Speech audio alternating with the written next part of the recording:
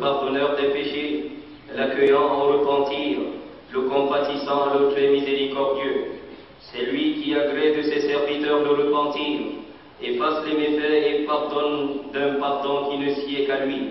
Je témoigne qu'il n'existe point d'autre divinité digne d'être adorée en dehors de lui. Allah, l'unique, qui n'a d'égal ni associé, lui qui n'a pas engendré et n'a pas été engendré.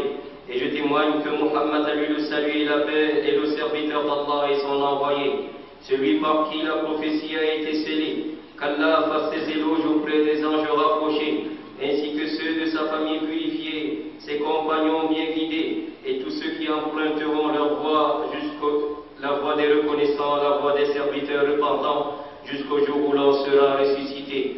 Ceci étant dit, serviteurs d'Allah, face aux épreuves innombrables de cette vie et celle d'après, le seul antidote à prescrire dans notre ordonnance est celui de la crainte d'Allah, à consommer sans modération, s'y cramponnant en tout lieu et en tout temps. Et quiconque craint Allah, il lui efface ses méfaits et lui accorde une immense récompense. Sourate 65, verset 5.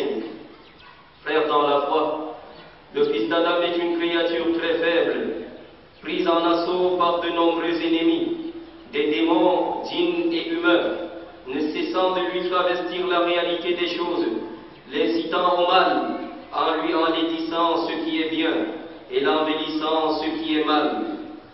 En plus de ses ennemis, le fils d'Adam est sujet aux diverses tentations de sa propre âme. Il a des ennemis intérieurs, l'incitant au mal, le penchant grandement vers les passions de celle-ci ainsi que ses désirs.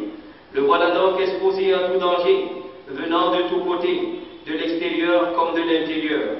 Cependant, son Seigneur tout-puissant et tout clément lui a accordé une forteresse impénétrable, dans laquelle s'il se réfugie, aucun ennemi ne pourra lui nuire et aucun danger ne pourra lui arriver. Il s'agit en effet de l'imploration du secours d'Allah et du pardon, à l'istighfar, le fait de se repentir sincèrement après avoir trébuché et de demander pardon à Allah. Omar ibn al-Khattab, qu'Allah soit satisfait de lui, disait qu'il est misérable le fils d'Adam. Comment peut-il périr alors qu'il a en sa possession une arme aussi puissante? On lui demanda laquelle.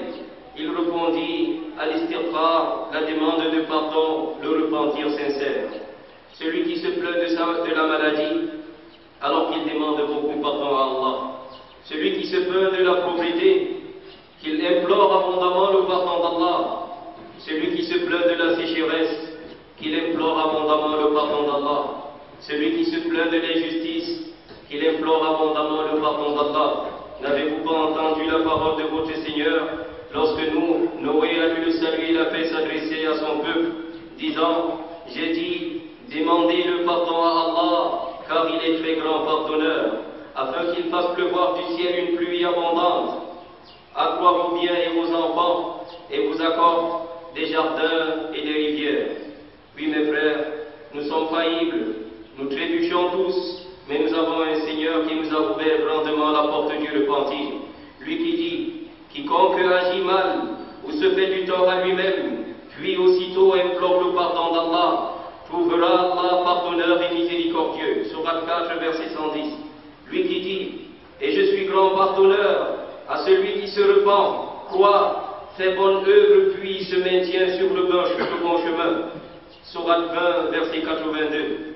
Oui, chers frères, il n'est pas question de sombrer dans le désespoir, en pensant que le péché dans lequel on est tombé est impardonnable. Quelle que soit la grandeur du péché, la miséricorde d'Allah est encore plus grande et déborde de toutes choses. Même l'idolâtrie, le shirk, pour lequel Allah le Très-Haut dit qu'il ne pardonne pas. Il ne pardonne pas à la personne si la personne meurt dans cet état et le rencontre en étant polythéiste. Mais celui qui se repent, même de l'idolâtrie, des pires péchés tels que l'idolâtrie, Allah accepte son repentir. Il est question de toujours se relever après avoir trébuché, de se repentir sincèrement, en respectant les conditions et continuant son chemin vers son Seigneur, en semant le maximum de bonnes œuvres possibles. Le Très-Haut dit, ce sont seulement les gens n'ayant pas de foi qui désespèrent de la miséricorde d'Allah. Sourate 12, verset 87. Comment peux-tu désespérer de la miséricorde d'Allah qui s'adresse à toi en ces termes? Ô mes serviteurs qui avez commis des excès à votre propre détriment, ne désespérez pas de la miséricorde d'Allah, car Allah pardonne tous les péchés.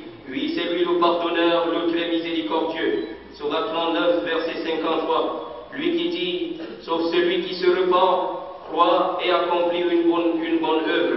Cela, Allah changera leurs mauvaises actions en bonnes, et Allah est pardonneur et miséricordieux. Sourate 25, verset 70.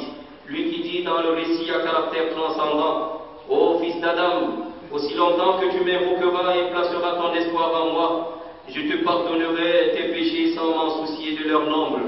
Ô fils d'Adam, si tes péchés remplissaient l'espace jusqu'au ciel, puis tu me demandais de te pardonner, je te pardonnerai. Rapporté par la Tirmidhi. Lui qui dit, ô mes serviteurs, vous commettez des erreurs de nuit comme de jour, et moi je pardonne tous les péchés. Demandez-moi de vous pardonner, je vous pardonnerai. Rapporté par Muslim. Notre Seigneur Allah, toute gloire à lui, étend sa main la nuit pour accepter le repentir de celui qui a péché le jour. Et il étend sa main le jour pour accepter le repentir de celui qui a péché la nuit. Et ce, jusqu'à ce que le soleil se lève à l'ouest. Lui qui dit, et Allah veut accueillir votre repentir. Mon frère, Allah t'aime quand tu te repens. Et certes, s'il n'y avait que cela qu'on mérite du repentir, ça aurait suffi pour qu'on soit tous des repentants. Allah le Très-Haut dit, certes Allah aime ceux qui se repentent et il aime ceux qui se purifient. Le prophète a lui le salut et la paix dit, Allah se réjouit du repentir de son serviteur, plus que l'un de vous ayant perdu sa monture chargée de toute sa provision en une terre désertique. Rapporté par Bukhari et Muslim. Aïcha, qu'Allah soit satisfait d'elle, disait, bienheureux celui qui le jour dernier trouvera dans son compte de bonnes œuvres beaucoup de demandes de pardon, beaucoup d'al-istighfar. Il ne s'agit pas de la formule d'al-istighfar sur la langue, en persistant dans les péchés. Il s'agit d'une demande de pardon sincère venant du cœur et remplie de regrets. Et Abdullah ibn Mas'ud, qu'Allah soit satisfait de lui, transmet du prophète à lui le salut et la paix qui a dit, celui qui se repent de son péché est comme celui qui n'a pas de péché. Rapporté par Ibn Majah. Comment peux-tu ne pas espérer en la miséricorde de ton Seigneur, qui a pardonné à une prostituée tous ses péchés, juste pour avoir abreuvé un chien? Oui, elle a donné à boire à un chien et Allah lui a pardonné tous ses péchés.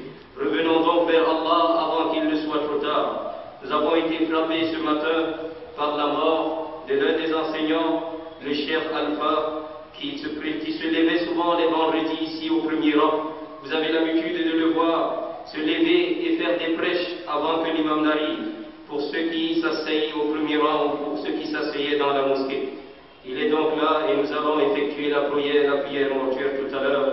Qu'Allah lui fasse miséricorde, qu'Allah l'accepte parmi ses serviteurs sincères et vertueux, qu'Allah tabaraka wa ta'ala fasse de nos derniers instants les meilleurs, qu'Allah fasse de notre meilleur jour le jour où on le rencontrera et qu'il fasse de nos meilleures œuvres les dernières, qu'Allah accepte notre repentir, nous pardonne et nous permet toujours de nous relever chaque fois qu'on aura trébuché. هذا وصلوا وسلموا على من أمرتم بالصلاة والسلام عليه فقد قال جل من قائل عليما إن الله وملائكته يصلون على النبي يا أيها الذين آمنوا صلوا عليه وسلموا تسليما اللهم صل وسلم وزد وبارك وأكرم وأنعم على عبدك ورسولك محمد صاحب الوجه الأنوار والجبين الأظهر وارض الله عن الأربعة الخلفاء الأئمة الحنفاء أبي بكر الصديق عمر الفاروق عثمان ذي النورين علي أبا الحسنين وعن سائر الصحابة نبيك أجمعين وعن التابعين ومن تبعهم بإحسان إلى يوم الدين وأنا معهم بمنك وعفوك وكرمك يا أكرم الأكرمين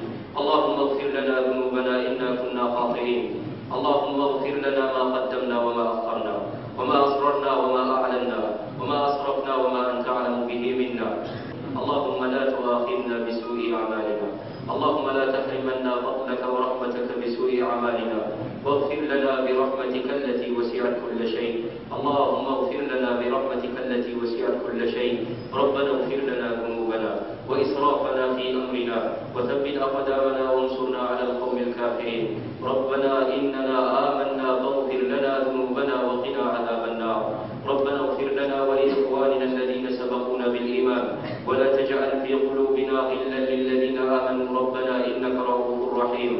ربنا آتنا في الدنيا حسنة وفي الآخرة حسنة وقنا عذاب النار. ربنا اغفر لنا ولوالدينا وللمؤمنين يوم يقوم الحساب.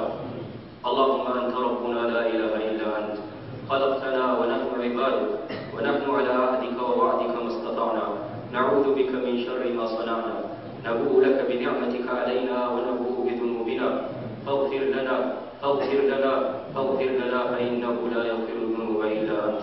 تقبل توبتنا يا رب. اللهم اغفر لنا ذنوبنا برحمتك التي وسعت كل شيء. اللهم اغفر للمسلمين والمسلمات والمؤمنين والمؤمنات الأحياء منهم والأموات، إنك سميع قريب مجيب الدعوات.